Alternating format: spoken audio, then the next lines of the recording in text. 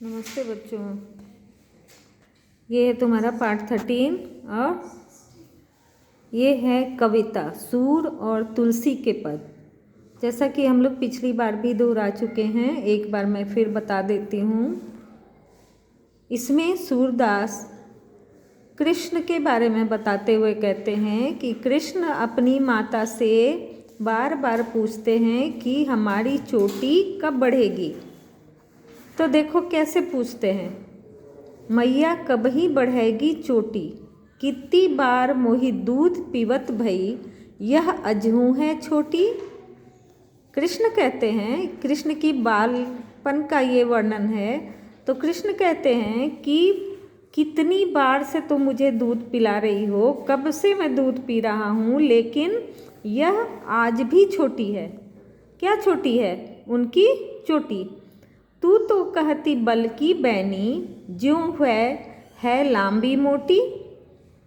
तू कहती है हमेशा कि बल कौन? बलराम। बलराम की जो चोटी है वे कैसी है? वो लंबी है, मोटी है।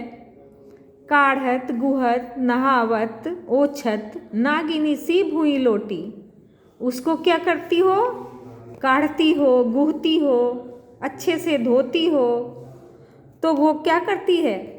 नागिनी सी भुई लोटी। यहाँ लंबी मोटी चोटी की तुलना नागिन से की गई है, जो ज़मीन पर जब लोटी रहती है ना, तो ये ऐसे टेढ़ी मेढ़ी आकार में वो रहती है। तो जब कंघी उनके बालों की होती है तो वो कैसी लगती है कि ज़मीन पे नागिन सी लोटी हुई है। काचो दूध पीवावती पची पची, देती न माखन रोटी। और मुझे क्या करती हो? जैसे तैसे हमको दूध पिलाती हो बार बार, और कभी माखन रोटी नहीं देती हो। तो मैया कहती हैं कि ये तुम्हारी चोटी भी बड़ी हो जाएगी, लेकिन कैसे? जैसे बलराम की लंबी मोटी चोटी है, तो तुम्हारी चोटी भी बड़ी हो जाएगी। उसके बदले में कृष्ण इतनी शिकायत कर रहे हैं। सूर श्याम चिरजीवी दो भैया, हरि हलधर की जोटी। अब सूरदास कहते हैं कि ये दोनों भैया की जोड़ी हमेशा से ईश्वर करे कि बनी रहे। वो तो खुद ही ईश्वर है ना, लेकिन सूरदास जो हैं वो भगवान से प्रार्थना करते हैं कि ऐसे ही चिरंजीवी रहें और इनकी जोड़ी हमेशा बनी रहे। तो ये थी कृष्ण की बाल लीला। अब यहाँ है श्री राम की बाल लीला का वर्णन। ठुमक चलत रामचंद्र बाजत पैजनिया, और ये लिखा है तुलसीदास ने।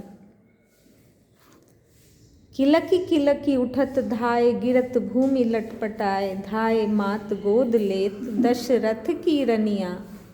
अंचल रज अंग झाड़ी, विविध भांति सो दुलारी। जब रामचंद्र चलते चलते गिर जाते थे तो दौड़कर माता गोद में लेती थी। माता कौन? जो दशरथ की रानी है।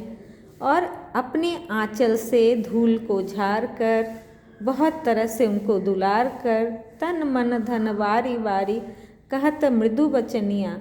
बिल्कुल निहाल होकर तीनों माताएं क्या करती हैं? मीठे वचन में उन्हें दुलारती हैं, उनके धूल झाड़ती हैं। विद्रुम से अरुण अधर, विद्रुम मतलब होता है बहुत कोमल, बहुत कोमल। नए पत्ते को देखते हो कितना कोमल रहता है, तो उसी से यहाँ इसकी तुलना की गई है, उनके होठों की। बोलत मुख मधुर मधुर, सुभग नासिका में चारु लटकत लटकनिया। तुलसीदास अति आनंद देख के मुखारविंद, रघुवर छवि के समान रघुवर छवि बनिया। रघुवर की छवि जितनी सुंदर है, जितनी अच्छी है, उसी के समान उनकी वाणी भी है। तुलसीदास उनके मुखारविंद को देखकर, उनके चेहरे को देखकर आनंदित होते हुए कहते हैं। तो ये है तुम्हारे तुलसीदास और सूरदास के दोहे, और इनसे जुड़ी यहाँ अभ्यास। यशोदा मैया से कौन क्या शिकायत कर रहा है? यशोदा मैया से श्री कृष्ण शिकायत कर रहे हैं, कहते हैं कि हमारी चोटी जो है वो आज भी इतनी छोटी क्यों है, जबकि मैं तो कब से दूध पी रहा हूँ। कृष्ण अपनी चोटी न बढ़ने के लिए यशोदा को क्या उलाहना देते हैं? यशोदा को उलाहना देते हुए कहते हैं कि तुम तो हमेशा कहती हो कि बढ़ेगी चोटी, लेकिन बलराम की चोटी तो तुमने इतनी मोटी देखी है, इतनी मोटी उसकी और लंबी चोटी है, तो मेरी चोटी क्यों नहीं बढ़ती है? वो कृष्ण जो है वो बलराम के बारे में कहकर मैया को ये उलाहना देते हैं। बल शब्द का प्रयोग किसके लिए किया गया है? बलराम के लिए किया गया है। उनकी चोटी कैसी है? उनकी चोटी बहुत ही लंबी है और मोटी है। माताएं श्री राम के प्रति अपना दुलार कैसे व्यक्त करती हैं? माताएं बहुत प्यार से, बहुत दुलार से उनके साथ मीठी वाणी बोलकर, उनके शरीर से धूल को झाड़कर अपने आंचल से झाड़ती हैं। इस तरह बहुत ही अच्छे से मैया जो हैं वो श्री राम की माताएं उनके प्रति अपना दुलार व्यक्त करती हैं। ठुमक चलत रामचंद्र बाजत पैजनिया, किलकी किलकी उठत धाय, गिरत भूमि लटपटाए, धाय मात गोद लेत दशरथ की रनिया। अब बताओ इसमें रामचंद्र ने पैरों में क्या पहन रखा है? पैजनिया। श्री राम को गोद में कौन उठा लेता है? उठत धाय, धाय मात गोद लेत, माता जो है वो दौड़कर गोद लेती हैं। कौन? दशरथ की रनिया। ये दशरथ की रनिया कौन है? जो कौशल्या, कैकेयी और सुमित्रा है। तो इसका अभ्यास करो, दोहराओ और इसको अच्छे से इनके दोहे को याद करो, तभी ये पाठ समझ में आएगा। ठीक है, बाय बाय।